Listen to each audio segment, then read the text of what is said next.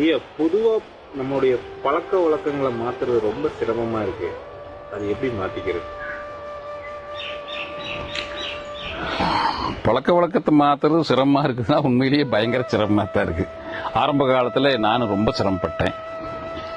ஏன்னா ரொம்ப நேரம் நல்லா ஜாலியா தூங்கணும், ஊரை சுத்தணும், சினிமா பார்க்கணும், ஃப்ரெண்ட்ஸுகளோட போய் பேசிட்டு இருக்கணும்,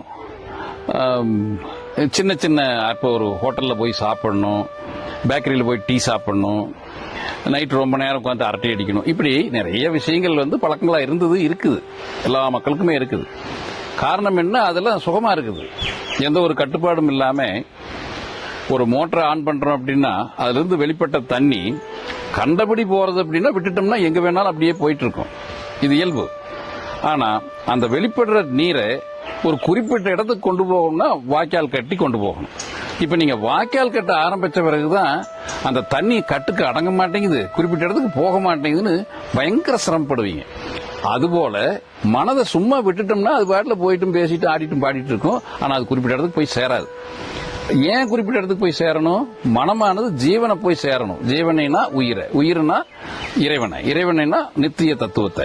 அப்ப மனம் நித்திய தத்துவத்தை உணரணும்னா மனதனுடைய போக்குலாம் ஒரு பக்கத்துக்கு கொண்டு வந்து அந்த ஜீவனை நோக்கி ஒரே திசை நோக்கி செலுத்தணுங்கிறதுக்காகத்தான் அந்த பழக்கத்தை வச்சிருக்காங்க. அதுதான் பாடம். இப்ப அது முடியாதனால நம்ம பல்வேறு நிலைகளில் மனம் போன போக்கில் வச்சுட்டதுனால அது கட்டுப்படுத்துறதுக்கு கஷ்டமா தான் இருக்கும். ஆனா அந்த கஷ்டத்தையும் பொருட்படுத்தாம கட்டுப்படுத்தணும்னு நம்ம வைராக்கியம் எடுத்தா தான் முடியும். வைராக்கியம் ரொம்ப அவசியம் இல்லைங்க?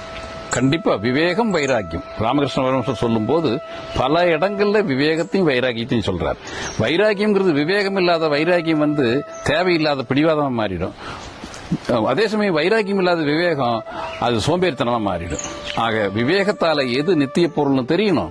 வைராக்கியத்தால இடைவிடாத போராட்டம் நடத்தி அந்த அதிவிவேகமா அதிவைராக்கியமா நாம் அந்த பொருளை நித்திய பொருள், நான் தான் அந்த நித்திய பொருள் அப்படின்னு கண்டுபிடிக்கணும்.